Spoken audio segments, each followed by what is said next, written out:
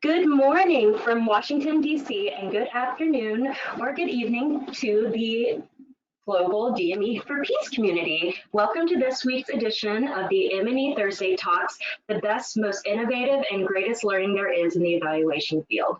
My name is Jennifer Howell, and I am the Senior Communications Associate for DME for Peace at Search for Common Ground. I am currently in our DC headquarters, and I'll be taking over as moderator for this session. So today I am delighted to welcome Althea Middleton-Detzner, Director of Hate Speech at Peace Tech Lab. Many thanks for joining us today, Althea, and for leading our discussion on how to monitor and combat hate speech on social media. Just a note, if you have a question during the webinar, you can write it on the question function on your GoToWebinar dashboard, and we will address it once we reach the Q&A portion. I'll now hand over to today's guest. Althea, you're very welcome, and the floor is yours. Thanks so much, Jennifer. Such a pleasure to join you all today. Thanks for joining the webinar. I'm going to talk about the hate speech work that we're doing at Peace Tech Lab. And just for those of you who are maybe not familiar with the Peace Tech Lab used to be the Center for Technology and Innovation within the United States Institute of Peace. And we spun out about 5 years ago with the specific mission of really looking at the intersection of media, technology, and data in the peace building field. So we look at those tools and those mediums as tools that we can use both to sort of improve our programming and within our programs, but also to scale the impact of those programs. So I think it's really interesting to put that in the context of the conversations around monitoring and evaluation, and I look forward to sharing some of the work that we've been doing in hate speech specifically. So just to give a little bit of context of why we're looking at hate speech. So, hate speech is something that has been around, unfortunately, for, human societies for a very long time. Hate speech itself is not a new problem, but what we have found is that the speed and scale with which hate speech can spread because of the widespread access of these media, technology, and data tools has really increased. So we see both sort of a global increase in the use of hate speech, but we also see that ability and the speed and scale for that hate speech to proliferate is also increasing dramatically. And this is just a quote from the UN, and the UN last year launched a specific initiative around hate speech, given the sort of intersection of the role of technology and social media in spreading hate speech, identifying it as a really key problem that they're going to put a lot more energy and attention into. So it's just an acknowledgement of sort of this problem coming to the surface. And what I'm going to talk about today really is one of our flagship sort of programs around hate speech, which is the development of hate speech lexicons, and then how we use these hate speech lexicons in our peace building programming. And just to provide a little bit of context for why we're developing lexicons, first of all, hate speech is something that is extremely hyper localized. So it's a very contextualized, coded and nuanced set of language. And for that reason, it can actually be quite difficult to identify.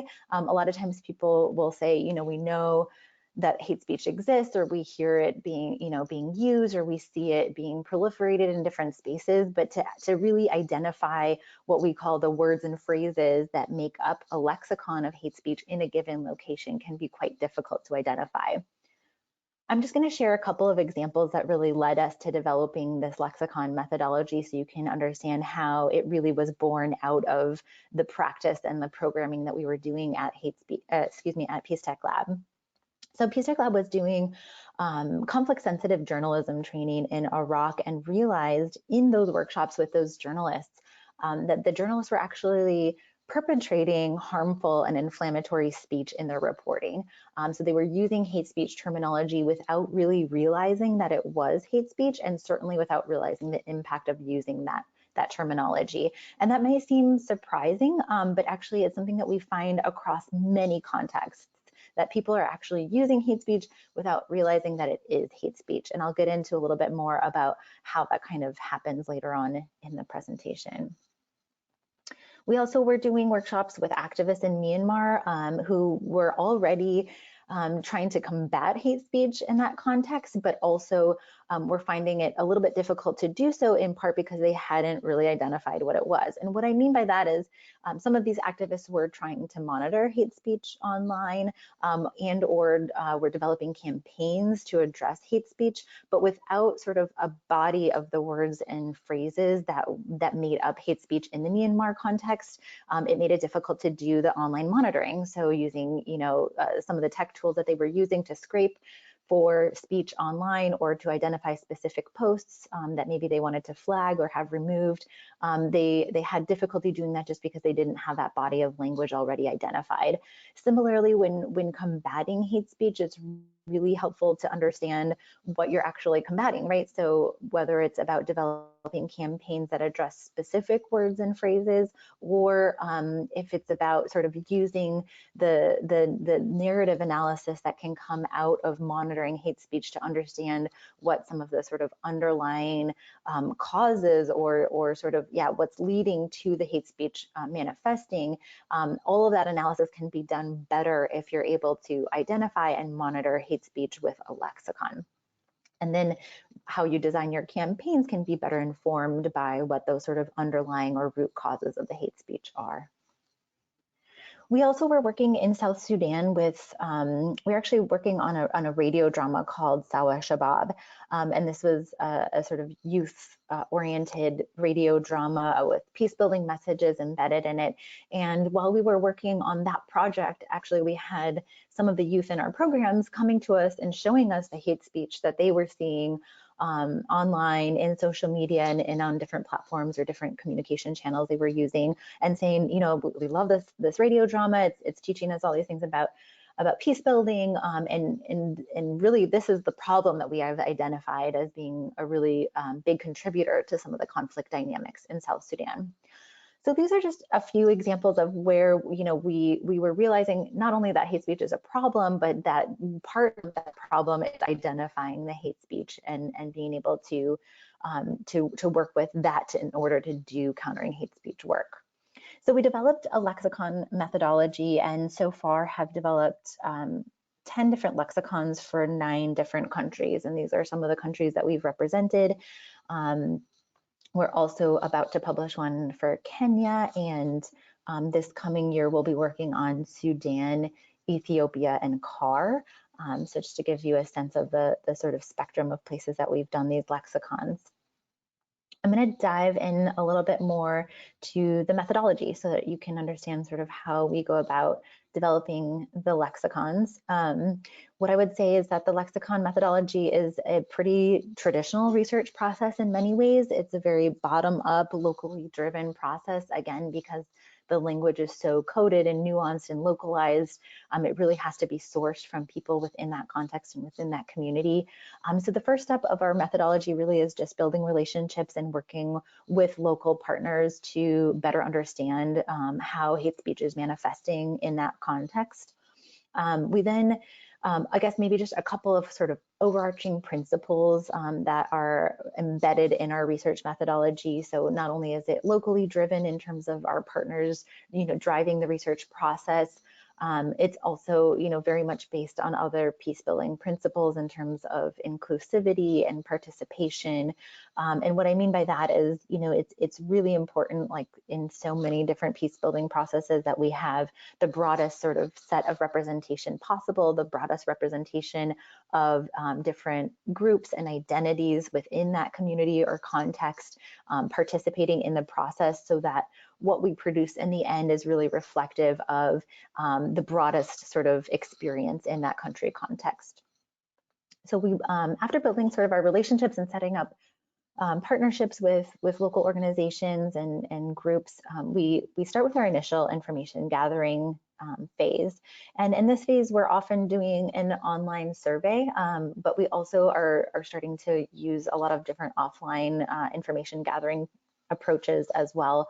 So we've had people do focus groups in the stage, or we've even had people working sort of at a community level, going not door to door exactly, but trying to convene people or even find people on the street that are basically just an initial survey process. And the goal with this initial information gathering stage is really to crowdsource the largest list of words and phrases that people would identify as being what we would call offensive and inflammatory.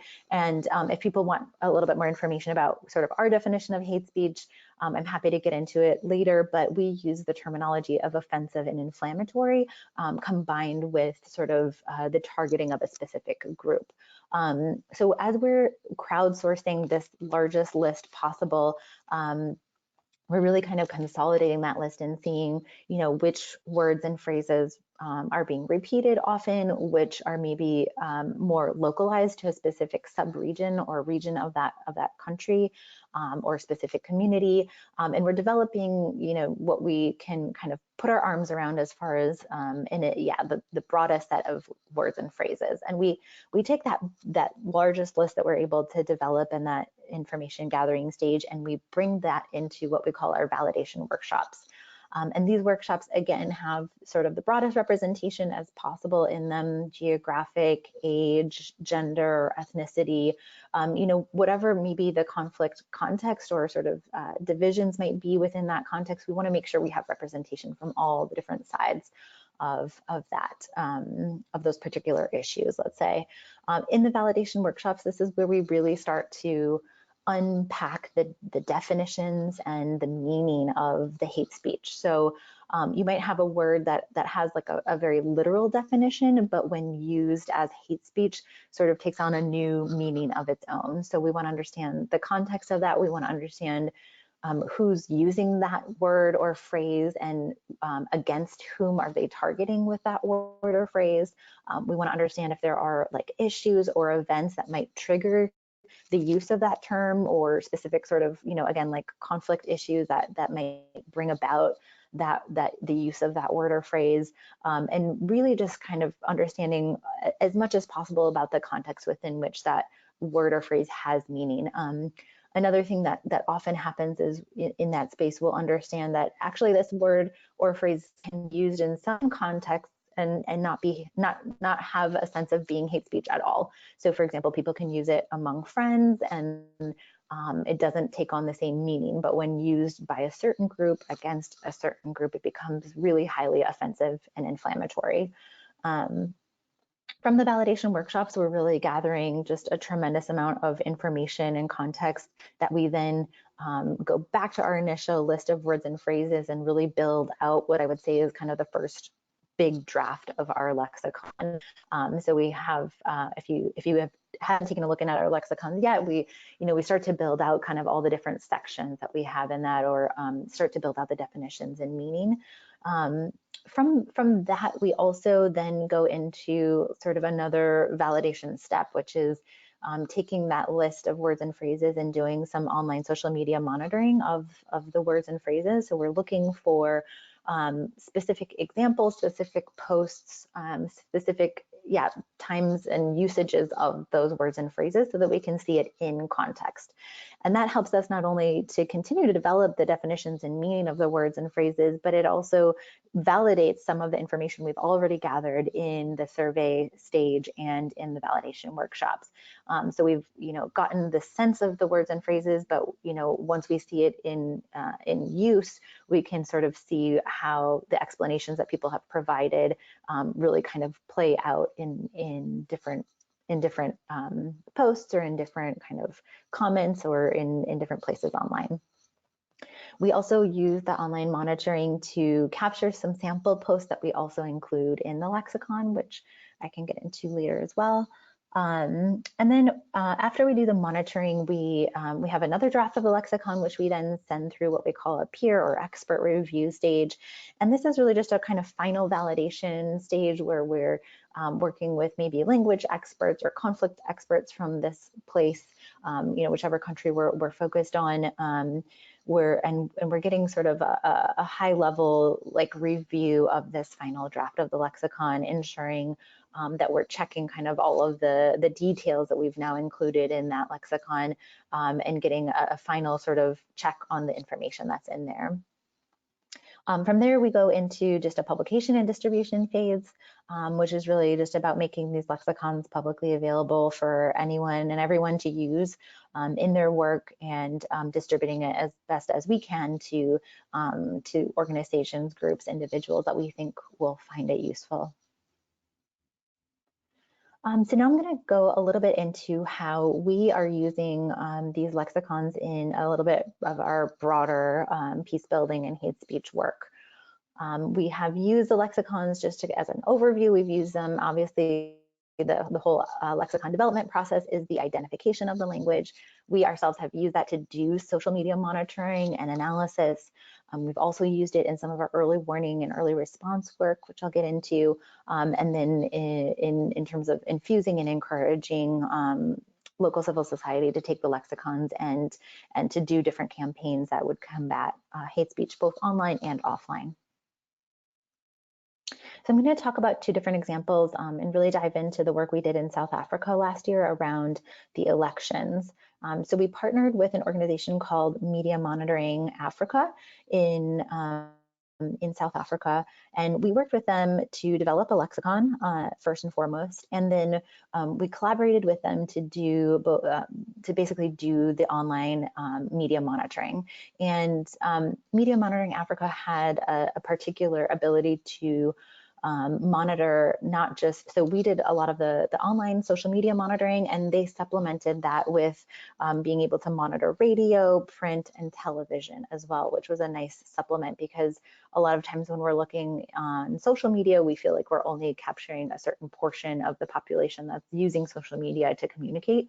And so we were really happy to kind of have that partnership to look at the other forms of media and how language was showing up in that space. So after developing the lexicon and sort of setting up our media monitoring tools and establishing that, we then sort of began a process of producing biweekly reports around both predictions of violence on the ground, which I'll explain in a minute, but also comparing those predictions of violence with our monitoring of hate speech. So we have worked with a data scientist that is able to develop a predictive model for violence on the ground, and he uses publicly available conflict data sets to do that. And what he does is he's able to use that past data to then develop predictions of whether or not we expect violence to happen, and he does the predictions for the week ahead. So I'll just give you, let's see, I'm actually going to go to this slide. This is an example of a map that he's able to produce where if you look at the map on the right, it's basically showing the states that he is predicting a high likelihood of violence to occur next week. So we produce these predictions and forecasting of on-the-ground violence, and then we analyze it alongside the hate speech that we're seeing. So and while we're doing that, we're then producing these reports that are reporting both on the predictions and our hate speech analysis. I'm just going to go back to this page. Okay, so this is really focusing in on the hate speech monitoring that we were doing. So it's interesting. So we have this body of language from the lexicon, and we're monitoring online and in print and video where we're seeing the hate speech show up. And what's interesting, this is just a particular graph that's looking at one term in the lexicon, but we're looking at all the different terms and basically seeing like which ones are trending over time. And the reason why we pair that with our violence predictions is because we're able then to look backwards on like last week and see what the sort of violent incidences were and compare that with which hate speech words and phrases were trending last week, and do some analysis about like where the relationship between online speech and offline violence is. And that's been a huge motivator as well for a lot of the hate speech work that we've done, because we've really found that, you know, there's sort of this general sense of, we know that online hate speech is problematic because it can lead to offline violence. But we haven't had a lot of opportunity to really show that connection in terms of the data that we have. So in South Africa, what we were able to see, and I'm going to just dive a little bit into this specific example, what we saw was was how offline events actually started to trigger upticks in the use of specific terminology. So what we saw in one case, for example, there was a hate speech word that was targeting sort of foreign nationals in South Africa. And we saw basically some xenophobic attacks that were happening in South Africa in the lead up to the election. And then we were able to map alongside that, like, increases in the use of that word that was really targeting foreign nationals. So we're seeing an offline event then triggering an uptick in the use of a specific hate speech word. And then as we were monitoring sort of the events in South Africa at that time, we saw that a politician came out and spoke out against the xenophobic attacks that had happened. And you could then watch how the trending of that terminology went down online. So all kinds of really rich information about how offline events can trigger sort of increases and or decreases in the prevalence of a specific hate speech term, which can not only, I think, inform us as peace builders when we're thinking about interventions, but can also really like just illustrate maybe in terms of the early warning side of things, how different types of events or different use of language can influence violence on the ground. I'm happy to get into more of that. I know that was sort of a lot of information, but this is just an example of one of the sort of first page in one of our hate speech reports that we're distributing both in the lead up, during, and after the elections in South Africa. And what you see is a little bit of a narrative about whether or not the volume of hate speech is increased that week. So in this particular report, we saw an increase of 34% in terms of the total volume of hate speech. We're also highlighting the specific term that week that was trending the most, or that we saw the most frequently observed. And then this topic wheel is an interesting tool that comes from our social media monitoring and the social media listening tool that we're using, which basically takes that trending term, land thieves, and shows us some of the language around it. And I think it just starts to give you a sense of how you can basically see additional information around that word and understand a little bit more of the context. So you're able to do a little bit more of the narrative analysis around what that word is really talking about. So what are the conversations around the use of that term?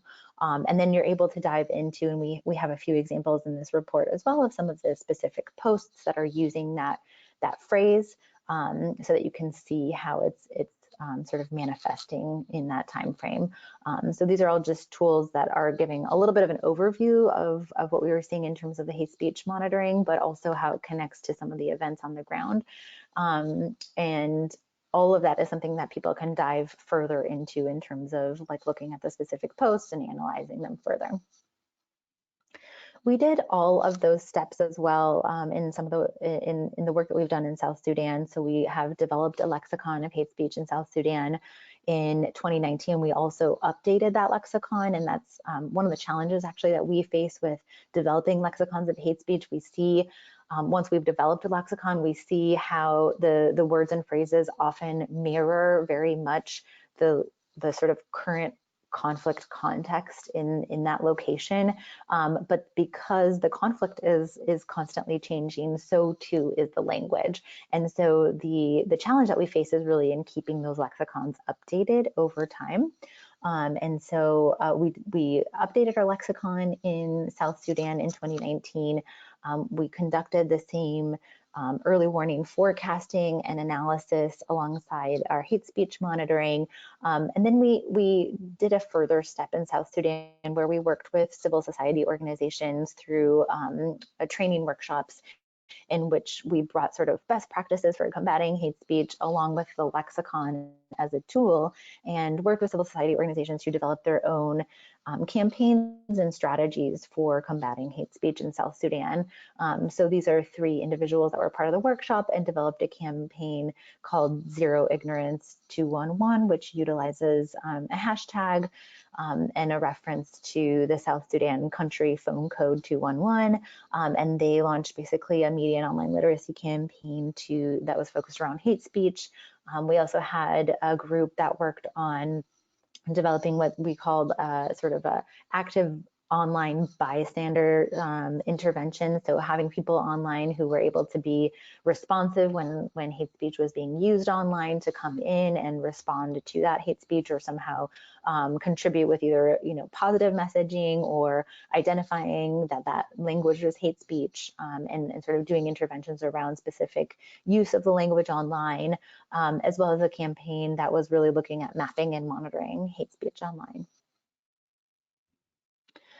So I'm just going to end with a couple of the sort of approaches to monitoring and measuring the impact of our lexicons and the impact of the sort of associated work that we're doing and peace building projects we're doing with those lexicons, and also to highlight some of the challenges that we're facing around measuring that impact.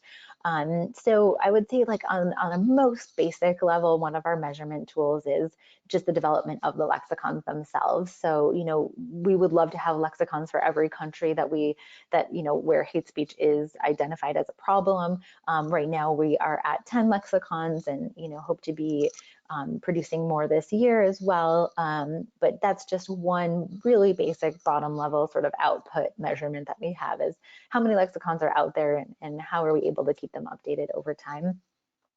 Another measurement that we use is really on trying to evaluate the use of the lexicons and whether or not they are actionable or not. So we're really excited to be doing an evaluation of our lexicons this year as a way of understanding how useful are they, in the sense, like, we produce them and we put them in the hands of people, or we distribute them and make them publicly available, but are they, is the model that we've developed so far and that we've been repeating over and over again, is it actually immediately actionable by one of our target audiences, which is civil society organizations? So obviously it's great to identify the language, but if the lexicons are not usable, then what's the point? And so we're going to have an outside evaluator basically evaluate that use and actionability of the lexicons.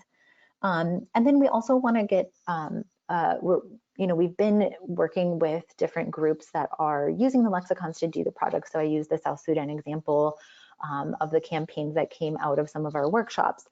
So we've worked with those groups to try and measure the impact of their projects. But I would say we're still very much on sort of like an output level, as opposed to being, further along in terms of the outcomes or the impact of those projects.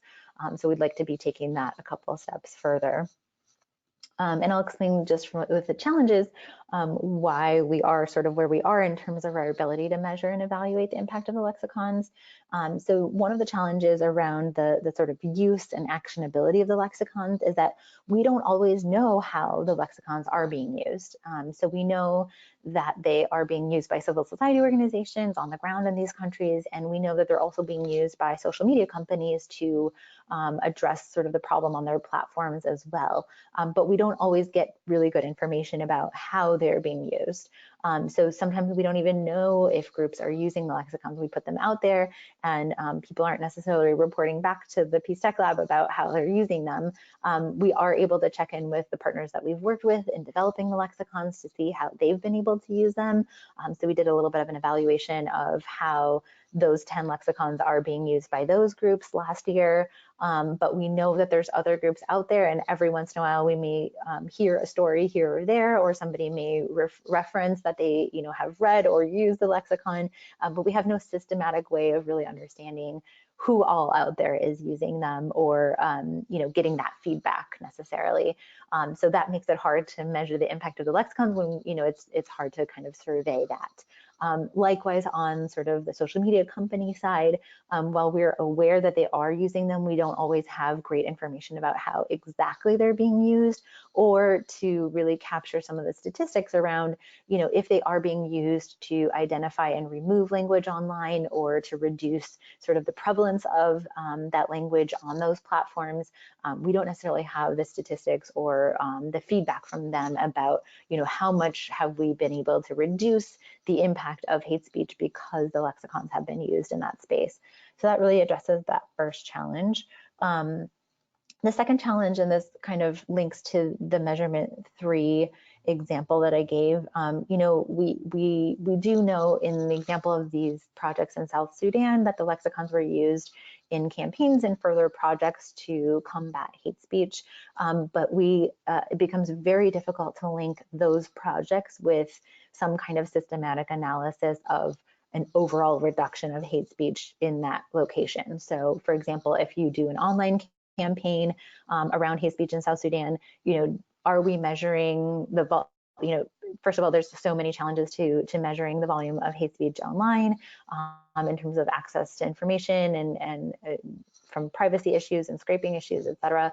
But even if we are measuring and monitoring hate speech online and we see increases or decreases, it's very difficult to attribute that to any specific project or campaign that's been launched. So how do we get better at understanding the specific impacts of those campaigns and projects on the overall sort of prevalence of hate speech? And then also evaluate what's working and what's not working, and continue to fold that into like our workshops and things like that. And then the final challenge, as I was getting into sort of like how we connect our online hate speech monitoring with our early warning violence predictions, it's also really hard to connect the relationships between online hate speech and offline violence. So I gave the sort of anecdotal example from South Africa of offline events leading to increases in a specific term online, and then another offline event of the politician coming in, then seemingly having impact on the reduction of the use of that term online. But again, it's very hard to link these two things in terms of sort of a causal relationship. We can put them next to each other and say, it looks like there's a relationship here between these events and the prevalence of this term online, but we have no way of knowing that that event led to that increase or to truly connecting those two things. We can really only observe them as trends and talk about the relationship between the two. And I think this is interesting because in addition to seeing in South Africa how offline events were impacting online speech, we also have seen in our work in South Sudan how increases in online hate speech correlate with increases in violence on the ground. And our strongest correlation in South Sudan was that an increase in online hate speech this week was correlated with an increase in violence next week. And this is something, again, that, you know, the broadest field is most interested in terms of the relationship between speech and violence. And so, you know, while we're able to show it with data that there are these relationships, these correlations, we are not even close to the causal sort of connection between the two. And that's something that I think the broader field is really struggling with and wanting to get at, because if we are, then we're going to be able to use hate speech monitoring in a more profound way in terms of early warning of violence, which then really opens up a huge opportunity for our field in terms of conflict prevention. So I'm just going to pause there and just thank you everyone again for the opportunity to present, and I look forward to answering any questions that you may have about our work. All right, thank you, Lathia. This was really insightful, and I think it's going to be a great Q&A portion. We already have questions coming in, but first I would like to go over a few notes on our format for those of you who are unfamiliar with the Thursday talks. You can submit a question in two ways.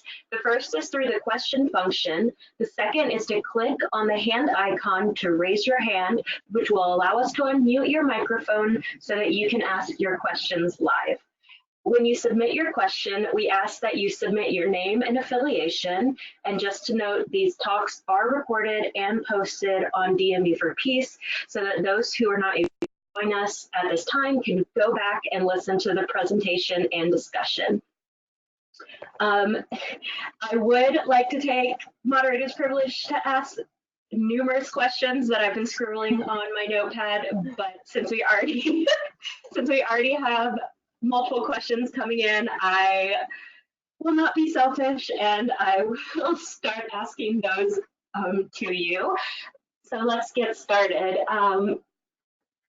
So first we have a thank you for explaining the transfer and impact from online to offline. We had a specific response sent in thanking you for that, and thanking you for presenting the webinar on the whole. So for our first question is from Roxana Dumpia, and my apologies for any names that I may say incorrectly. Roxana's question is, could you further develop your approach on transposing the data received from the semi-automated monitoring to the products itself? When saying products itself, are you referring to the lexicons or in terms of like the violence predictions? I guess I'll take a first shot at the answer, and then Sure. yeah, Roxana, thank you for your question. And if you want to be any more specific, please do. But I'll take one shot at the answer. So one of the things that we wanted to do specifically in South Sudan around our online hate speech monitoring and our violence predictions, so what we have not been able to do yet is to link the two in terms of data. So right now we're just doing the violence predictions and we're laying them alongside our online hate speech monitoring, and we're looking at the two next to each other and talking about the relationships. And that also involves, like I explained, going back and looking at what the events were last week and seeing, if and or how those incidences of violence did or did not relate to the hate speech words and phrases or like hate speech issues. However, what we wanted to do, and this would require either it would require different tools that we don't have access to yet, or it would require a lot of human intervention. But we wanted to be able to code the hate speech data, let's say, for example, in South Sudan on ethnicity. So if we were to associate certain words or phrases with specific ethnic groups, we might be able to say, okay, there was actually an increase in hate speech targeting Nuer or targeting Dinka this week. And then we could look at the violent incidences as well and try to connect whether or not that increase in language targeting a specific ethnic group then led to an increase in violence against that particular ethnic group. So what we would like to do is to create a more systematic way of incorporating and ingesting our hate speech monitoring to actually inform the violence prediction model, but without having coded all of the data at that sort of nuance level. We have not yet been able to do that. That also pertains to, for example, like we cannot geolocate all of our social media monitoring data. And so if we were able to geolocate it, which is like a very complex thing, I won't get into why we can't or why that isn't available, but if we were able to geolocate it, we might be able to identify like specific states within a country that are hot spots in terms of hate speech this week or last week, or, and that would be another way of sort of connecting the data and coding the hate speech monitoring data with our early warning predictions. So we're still working at like how to semi-automate that, because at this stage, the human intervention would require either just like a lot of time and people power and energy, or we just don't even have the information to be able to connect the two. So I hope that got a little bit at that question. Sure, and there was a second part that Roxana sent in after, which you might have touched on a bit already, but about how you measure output levels. In terms output levels in terms of the lexicons or in terms of the monitoring or the projects? I believe in the lexicons. Sorry for lack of clarification on my end. No, it's all good. No, it's fine. And I'm sorry because I don't have access to the questions right now. So, I mean, right now, in terms of the outputs of the lexicons, we're counting how many lexicons are out there, and then we are basically both trying to capture specific examples of how the lexicons are being used. So that's why last year, for example, we went back and tried to speak with as many of the local partners that we've worked with on the lexicons to get like a 6-month or 1 year later perspective on how they were using them, and then to capture like what types of projects and how many projects were basically incorporating that lexicon into. So for example, a great example of that is, we've been in touch with our partners in Nigeria around the development of that lexicon. They used that lexicon then to monitor hate speech around the election in Nigeria. And that was all, without our knowledge, or like without our, we weren't working on that project, but we were in touch with them around the Nigeria election because they were using the lexicon and wanting to check in with us about, like how they were doing their monitoring and whatnot. So yeah, it's pretty fundamental right now, or like at a very basic level, I would say, in terms of outputs. And that's why I think with the challenges that I was describing, like we'd love to better understand how we, what are we trying to measure, and how then do we measure it? Because we really, the kinds of things that we want to measure are very difficult to measure. So in the interim, how can we kind of fill that space with other ways of evaluating the impact?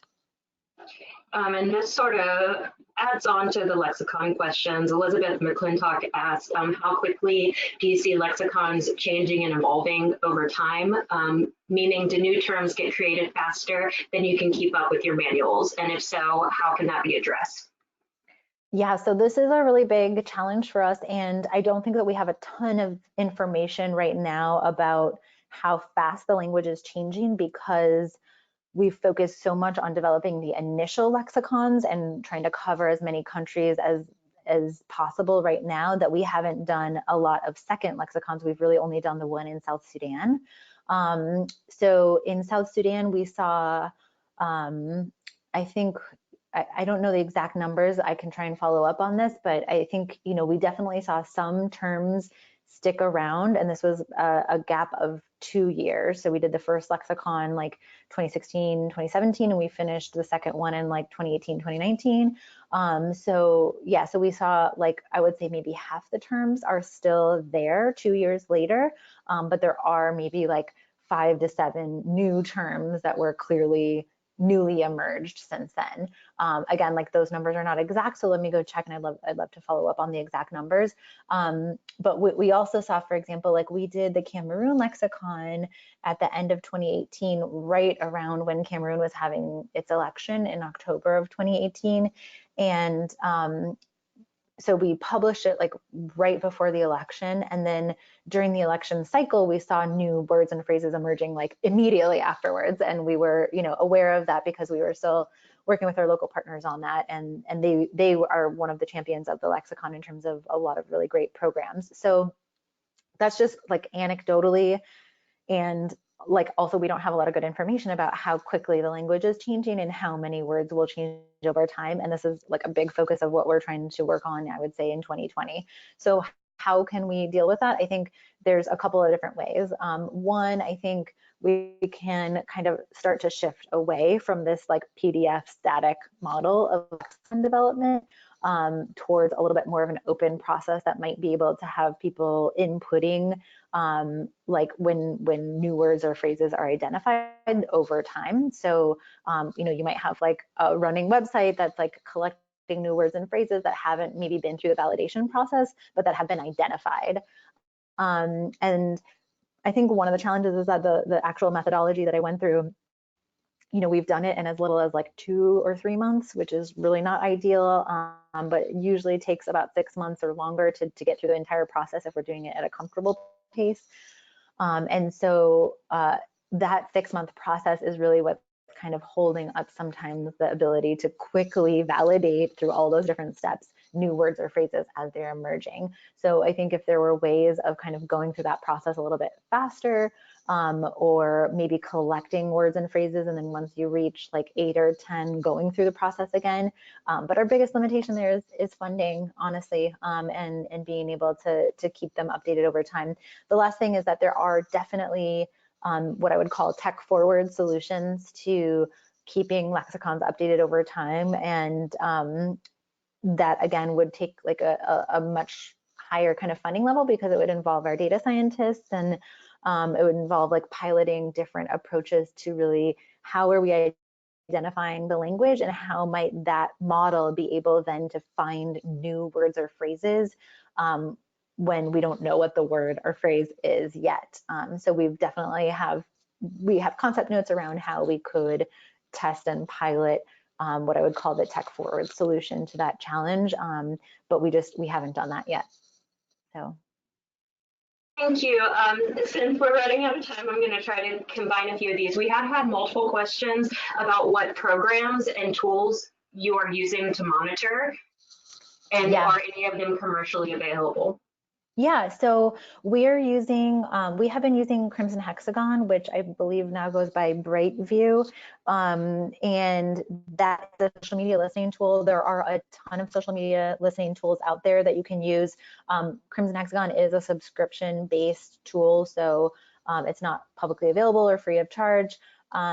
What I will say is that we faced a really big challenge when Facebook changed its API policy in terms of being able to identify posts on Facebook specifically. And unfortunately, in most of these contexts, Facebook is the #1 place where hate speech is showing up. So Twitter has like less of a prevalence and Facebook is like the place to look for it.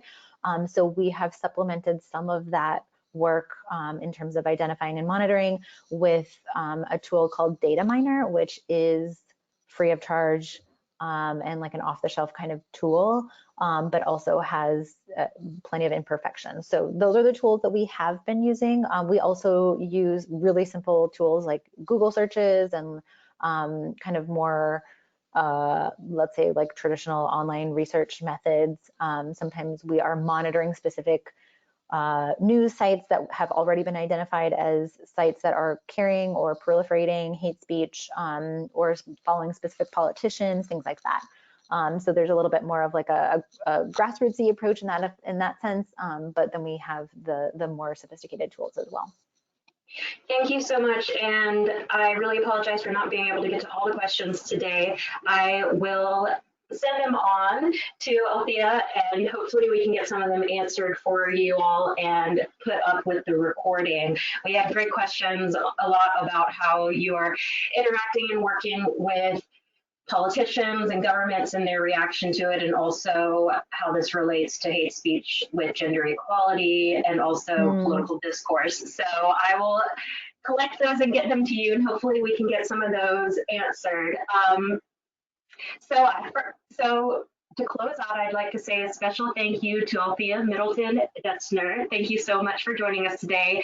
This is obviously a very interesting and popular topic to talk about, and I think it's only going to continue to grow to be more and more important as time moves on. And I wanted to thank everyone else for joining this edition of the M&E Thursday Talks. Just a reminder that this recording will be posted online on the M&E Thursday Talk discussion page later today so that you are able to return to it and share it with your colleagues. We'll also have the PDF of the presentation with the recording so you're able to easily reference the information that's been highlighted. Also, please feel free to continue the discussion online in the comments section. I wanted to say that Jack Farrell will be back with us for our next M&E Thursday Talk webinar in 2 weeks on February 20th at 10 a.m. East Coast time. Our discussion will be with Shazia DeYoung, Learning and Evaluation Research Associate at Alliance for Peacebuilding. Shazia will be sharing Alliance for Peacebuilding's new and exhaustive Peacebuilding Indicator database that was just launched this past Monday. Not only will Shazia go into how to use it and why, there will also be a demonstration so that we can all utilize it to the best of our abilities. The registration for our next Thursday Talk will be made available starting next week, so watch your inboxes and social media channels for your opportunity to join us again. And thank you all for joining us today. I hope you have a fantastic rest of your week, and we look forward to hearing from you next time. And thank you again for hosting this wonderful discussion. Thank you, Jennifer. Thanks, everyone. Take care. Thanks so much.